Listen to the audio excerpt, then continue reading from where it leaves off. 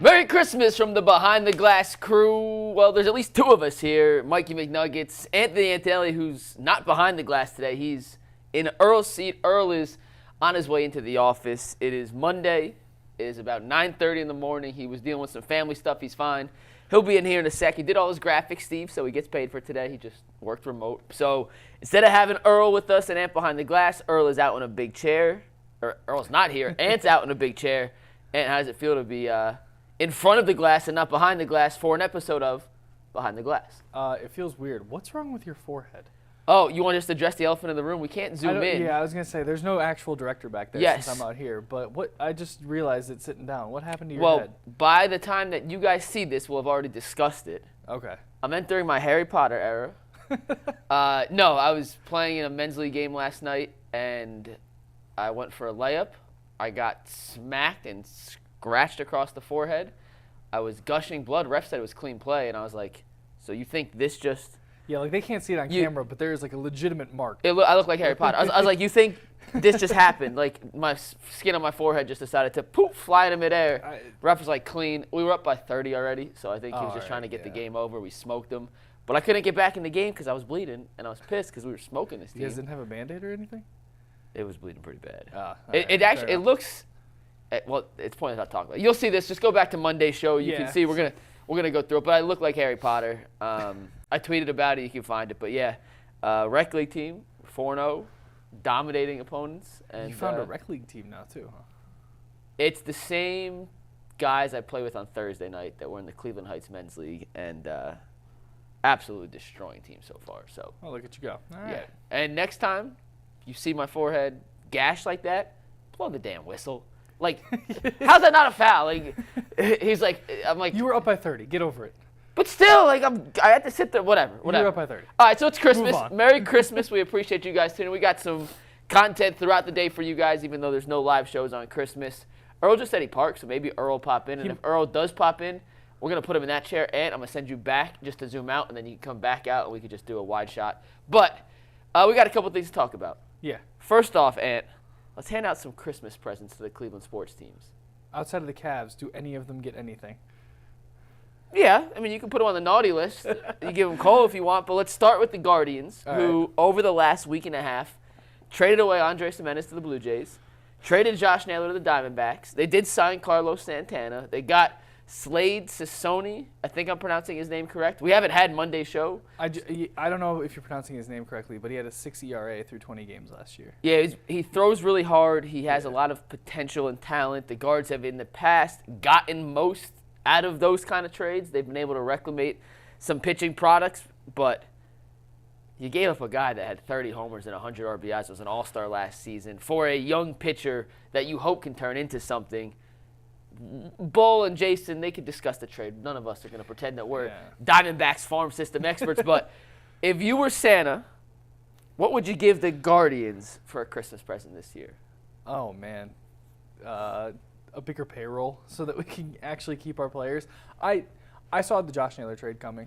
I'm a little upset about the Gimenez one still, especially since it did seem like it was a money dump, especially from what Jason said. I knew Naylor was gone this year. Like, he didn't perform in the playoffs very well. He did have 100 RBIs and 30 home runs last year, but as we know, the regular season, okay. Like, he did not show up in the playoffs. Was not good at all. Gimenez didn't hit very well in the playoffs either. Rocchio was the one who really came out that nobody saw coming. So I guess, I hope that means Rocchio is going to keep playing. Like, that infield, they need him to. That infield is going to look real different next year. So I would probably just give him a bigger payroll. That'd be like my gift. Yeah, I was going to just say a giant sack of cash. Like, how Santa, you see all the pictures, he has the big bag of presents? If I'm Santa, I'm buying the Guardians from Dolan's. That's my present to Cleveland. Yeah, just a giant bag of cash. Yeah. They have money to spend. They decide not to spend it at times. They've worked on the fringes as well as any team in baseball. They've won despite not having a crazy payroll. If they had a crazy payroll and were this good at evaluating talent and developing talent with the ability to spend more to bring in some proven commodities, there's a good chance this team would have a World Series at this point and not one of the longest droughts in MLB history. Well, thanks for the reminder. Let's go to the Cavs. And if you were Santa Claus, what are you giving the Cavs this season? Oh, man. I don't know what the Cavs need. So I'm just going to get them Hennessy all around. Actually, we're gonna throw it Just back throw Henny? to the J.R. Smith era. You all are playing so well. Everybody gets like 2-3 bottles of Henny apiece. I mean, we're going all out for it this year. This is obviously, we're just joking around. So what I would do is I would send them all to Thailand for the shin extension surgery. So all of our 6'4", 6'5" wings, all of a sudden are 6'8", 6'9". All right, well, now I need to see, what is shin extension surgery They in break your Thailand? shin. Now, granted, it wouldn't work this season. It would ruin their chances because they break your shin and put an implant in that attaches part of your bone to the other part of your There's no bone. way this is a real thing. I swear is to this God. to get taller? Yeah. So Oh it makes my everyone God. taller. Yeah. So now all the Cavs 6'4", 6'5" wings are 6'8", 6'9".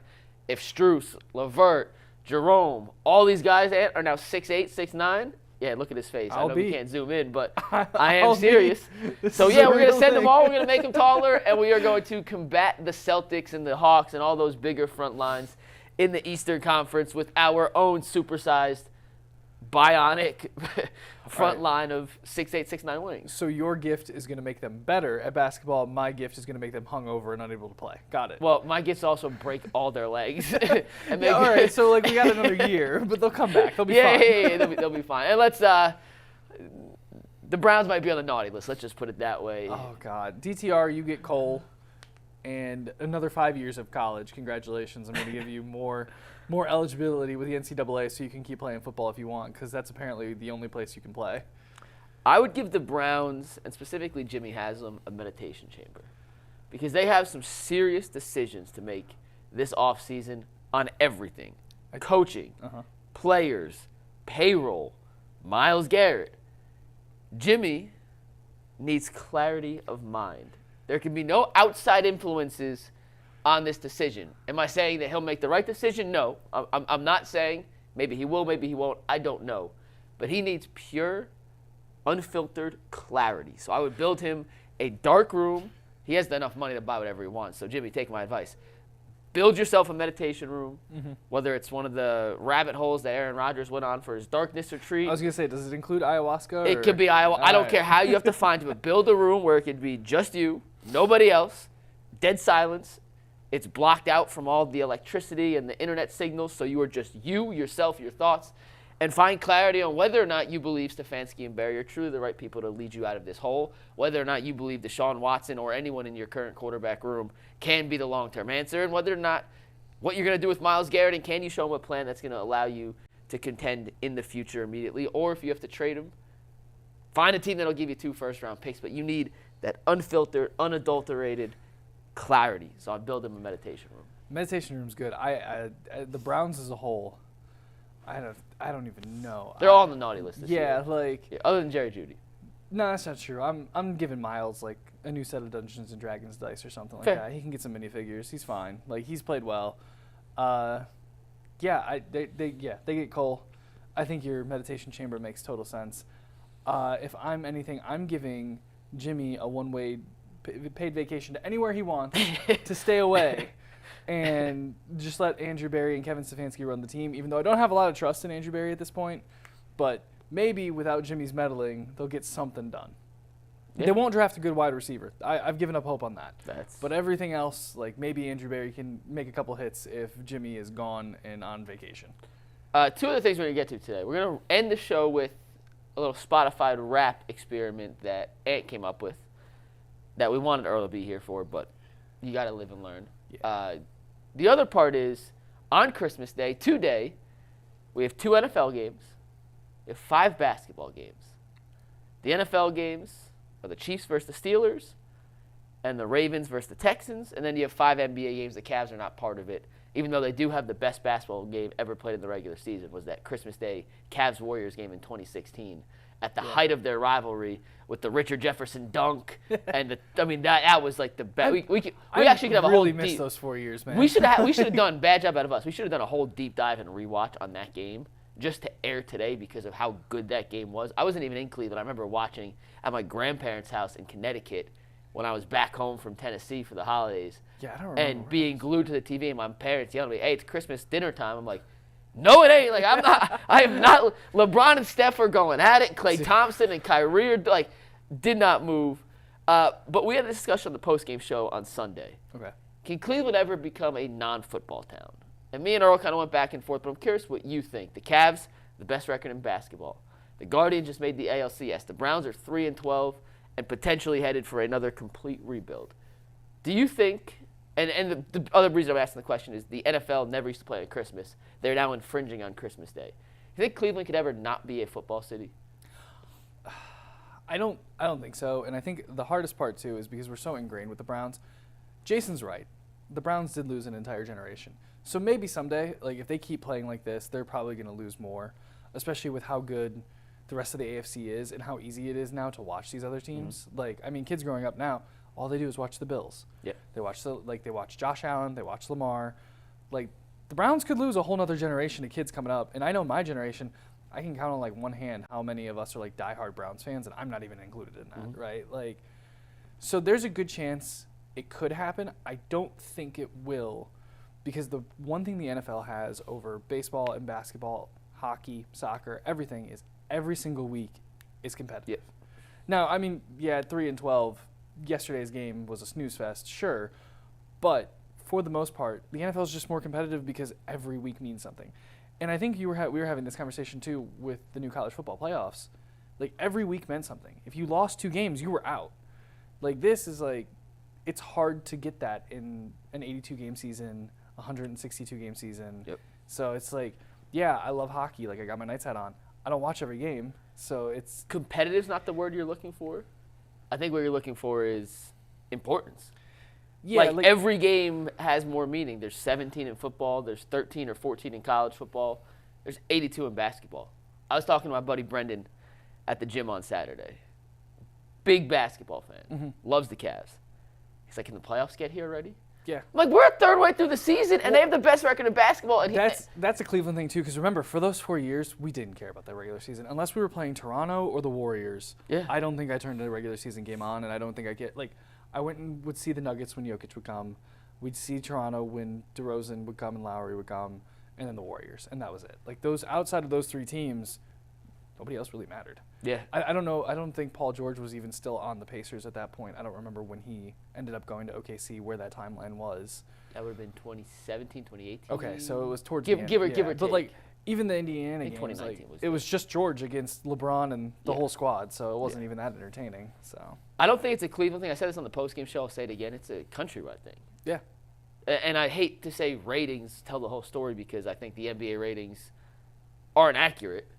But the NBA Finals versus a random Sunday afternoon game between the Jaguars and Lions aren't comparable. We're talking the best teams in basketball versus the worst teams in football, and the ratings look like this. Yeah. It's not close. We have learned it is a football country. The NFL dominates the regular season, dominates the offseason. NFL free agency is bigger than the end of the NBA regular season. Training camps are bigger than the NBA playoffs. Mm-hmm. The NFL draft is bigger than the start. It's just a bigger sport. And I can just tell you from the UCSS factor. And when do we have our biggest shows? Oh, it's always after the Browns games. Those Browns postgame shows are our biggest hit. Last year during the Even when they lose, like yesterday. during the Joe Flacco run, Oh, my God. were the numbers day-to-day basis, Monday through Friday, absurd? It was insane. I went to, real quick, during the Joe Flacco run, I went to Monday, I think it was Monday Night Raw. Mm-hmm. Got a free ticket, went with some buddies. Not my thing, but had fun. They threw up just a picture of Flacco. Wasn't even a highlight, and the entire arena went crazy. And the Cavs had won 15 games to start the season. The Browns stunk. What were the numbers like? It was still all Browns. Yeah. They're just people in the city that care about the Browns. Yeah. That don't care about other sports because, I hate to say it, it's a football city. And to be fair, I don't think that's a bad thing. No, it's not Cleveland. It's every city. Yeah, and every as someone city's who like that. likes basketball and baseball a little bit more than football as a whole, and like soccer too, like the MLS is finally starting to pick it up. Like, it sucks a little bit because it's harder to see and it's harder to get into. But I mean, the NFL is still fun to watch. Like, even for someone who good football is fun to watch. Yeah, That's the issue. Like, even as someone who casually likes to watch football, like if it wasn't for this job, I probably wouldn't have even been in a fantasy league this year. Like, it's still enjoyable to watch. Like, my dad and I will sit and we'll watch games on Sunday together, even though I have like no reason to. There's just more casual people, casual sports fans. Yeah. Who care about the Browns. Tailgating also helps that too. Like, there's a million reasons. It's one that game a into week. It. Yeah. Like, you don't have to. You don't have to follow it to be able to understand what's going on. With the NBA and baseball, if you only tune in once a week, in baseball you miss 5 games. You catch up. you turn it on and you're like, who's this pitcher from Arizona that we got rid of our first baseman who was like the face of the one of the faces of the franchise? So it's not a Cleveland thing; it's a nationwide thing. The other sports are so far behind football that I don't see unless football and I'll be honest, disappears. It's never going to catch up. I think basketball's only going to get worse for the next couple of See, years. the ratings, I disagree with the whole ratings thing. Just because people don't watch on TV doesn't mean basketball's any less popular than it was. That's true. I mean, like I went to the game Saturday night. It was a second night of a back-to-back. At least most of the Cavs were playing. I don't think anybody other than Maxey was really playing for this. And George were playing for the 76ers, and it was still pretty packed. Like no, the Cavs have great attendance. Yeah, they had Loudville packed too. But I don't know. Watching basketball on TV isn't a very enjoyable experience. Whereas like football, it's better to watch on TV. I prefer football. Like I like on watching TV. basketball in person. Basketball's much better in person. Yeah, and of all the places, if you get great seats. Great seats at basketball, like when you can hear the players, if you ever get lucky enough to be a couple rows. 4 rows back from the court Saturday night. Oh, so that's shout out to Maddie. Yeah, shout out to that's how I got to the Jokic one. I always get the good tickets from Maddie. That's a once-in-a-lifetime experience. Highly recommend it. All right, Ant, let's do some Spotify Wrapped here to wrap it up. Explain to people what the concept was. We'll tell them what songs we gave to Earl. Sorry, Earl. Earl, we wish you were here, brother. Earl's upstairs now. He just walked in. Oh, but I told him it's not worth coming down because we got 5 minutes left. So, and explain what happened and let's go over. So Spotify Wrapped is huge on most social media. I'm assuming most people who watch Behind the Glass will probably have a Spotify account or an Apple Music account, and you guys get your Wrapped and you see your top 5 artists sing your top 5 songs. And I don't know, it's always fun. Like even our office, who, like me and Earl listen to a lot of music. You're not like a huge music not listener. a music guy at all. Like it dropped that one morning. We were still all talking about it. So I was like, hey, why don't we so I took 2 songs from my top 100. I gave 1 song that I think Earl would like to Earl. And I gave a song to Mike that I thought Mike would like. And then ideally, we were going to give each other songs back. Mike gave me a song that I had already heard. To be fair, I'm pretty sure it's a bop. I'm pretty sure Ant had every song in my top 100 that he already heard. So I'd actually love to go through your top 100 and see how many I know. We can do that, yeah. That would be fun. So yeah, like it was just something that we could do, like talk about Spotify Wrapped. I know there's people that watch the show who have commented and sent me messages that they listen to a lot of rock and metal like I do. You know what you should have done? Bad job out of you. Yeah. You should have sent me one of Oshie's songs. I've sent you like 3 of them before. I know, but no. I should have sent shout out to Oshie. I don't know if he's probably watching this one, but I should have listened. Is that his name? Yeah. Oshie? Okay. Oshie. I think that's how you pronounce it. I don't know. Sorry, Oshie. Shout out to you, Oshie. But hopefully I'll be seeing you sometime in January, I think is when they're coming to Columbus. But yeah, shout out to Beartooth too. They're a great Ohio band from Columbus. All right, so Ant gave me a song called... I gave you Airhead by Honey Revenge, which is a fun pop rock album, like as a whole. Like that whole album sounds just about like that song. Here's my review on Airhead by Honey Revenge. Yeah. First and foremost, not a music guy. It's probably the weirdest thing about me. People get mad at me every time I say it. I don't listen to music. I listen to podcasts. Gym, podcast, run, podcast. I'm driving, podcast. Just not a huge music guy. So I like being exposed to new music because I would never find it on my own. If you didn't send me that song, there's a 0.0% chance I would ever have heard this song by Airhead? Honey Revenge. You may have actually heard it on TikTok. That's how I discovered them. Well, maybe. It blew up for a while, but go ahead. After listening, it's pretty catchy. Whole album's like that. You didn't hate it. Listen. No, didn't hate it. I know some of the stuff Ant listens to. I very much filtered that out. Yeah, I'm not a huge like. That's why I didn't give you one of Oshie songs, to be fair. Listen, Oshie, if it was you, I would have loved it. But not a huge fan of that genre of like the heavy metal screamo. If you like it, good for you. Just not my personal cup of tea. This had more of like a catchy like little bop to it. You know what I'm saying? Like you could snap your finger to it or bob your head and not. For the audience watching, if you guys haven't listened to it before, it's very much a new generation, like very young Paramore is a good comparison. It's just a female lead singer with a lot of like repetitive beats, a lot of repetitive riffs, but it's catchy and fun. Yeah, it was catchy. Like, it's nothing crazy. I feel like fun. I could hear it on the radio. Yeah. And wouldn't be that surprised by it. And if I heard it on the radio, I wouldn't immediately turn it off. Yeah, it's not my favorite song by them. It was their biggest hit. That's why I gave it to you. But they have a couple really, really good ones. And I've seen them live 3 times. They're really fun live. So I would give it like a 7 out of 10. And for me, that's a pretty damn high score for music because most songs I just turned right off. So the fact that I was able to listen to it and Ant walked in, Ant gave it to me, went to the bathroom, came back, and was still playing. And I hadn't turned it off yet. It's a very short song, to be fair. It's like not even 3 He was minutes very long. quick in the bathroom because you did leave right as I went. But Yeah. but like I hadn't turned it off, and I efficient. was it was pretty good. Yeah. So yeah. No, I'm glad you liked it. I love like sharing music with my friends and stuff. Like we have, you've met most of my friend group. Like all of us are really into music. Our group chat is usually just us sending each other Spotify stuff. So like it's how I learn everything. And then I gave Earl. I don't know how to pronounce the artist of the one that I gave Earl. His name is Fab, I think, and it's Moonwalker is the name of the song. I think it's based off of the Cyberpunk show that was on Netflix. If you've ever seen that, Nope. It's a little bit heavier. It's got a little bit of screaming, but it's got a lot of like rap and hip hop elements in it too. So I knew Earl would like that. But it's got a lot of heavy guitar mixed in with that. So We're gonna have to get Earl on it's overtime. some rap rock. It's really fun. We're gonna have to get Earl on overtime one day. Talk about the 2 songs we gave him because I am curious what he thought of it. The song you gave him, I listened to. I can't remember the name of it, but it was good. I listened to it this morning. I think it was "Wait for You" by Myles Smith, which I found on Yes. TikTok. Yeah, no, it was a really good one. I listened to both of the songs you sent this morning just because I had time. So the song I sent Ant is an all-time classic. I assumed he had heard it, but Yeah, everybody's heard he Lean is on Me. young, so I sent him "Lean on Me" by Bill Withers, which is the greatest song ever written in the history of the world. Yeah, no, I love that song, and it's funny. Like I haven't listened to it in probably years, but it immediately triggered the memory. My soccer team was a bunch of goofballs growing up, and anytime anybody was like having a bad day, they'd be like, "Oh, lean on me," and we would just start like a cappella singing at practice. it's So like all it took me yeah. right back to high school soccer. It was a good time. That was our basketball song in high school. Oh yeah, That it's a very good team song. That was on repeat in the locker room in college. Like, Oh, yeah. it just that song. I don't remember the first time I ever heard it. I have no idea.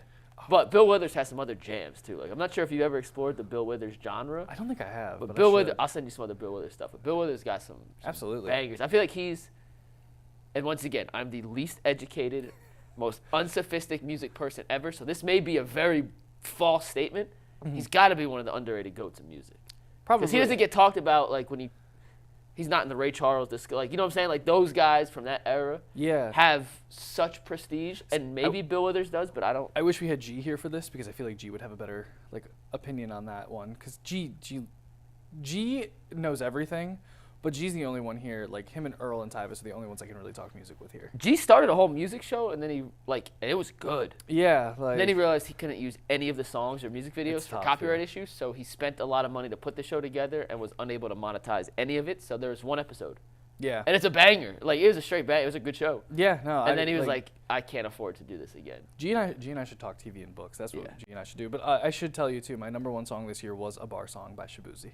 So the song I gave Earl was "Wait for Me" or "Wait on Me" by Myles Smith, who I found in my TikTok algorithm because Shabuzi, Yeah. banger, Number bar song. like number 1 country song for like 17 weeks straight or Yeah. something like that. Like so, shout out to Shabuzi. It's a great song. All right, well, that's going to wrap it up for this Christmas edition of Behind the Glass. I'm wearing my red and green for Christmas, and it's just a Cleveland Monsters / Vegas Knight Look, I'm driving to confused Columbus hockey today. fan. I We wanted to be appreciate cold. you guys tuning in. We appreciate what you guys do for us on a daily basis here at UCSS. So from everyone on the UCSS crew, not just Ant and myself, but everyone behind the scenes and in front of the camera, we want to wish you a very Merry Christmas, a Happy Holidays. Spend the time with your family. Enjoy it. And we'll see you guys tomorrow on the Ultimate Cleveland Sports Show. Peace.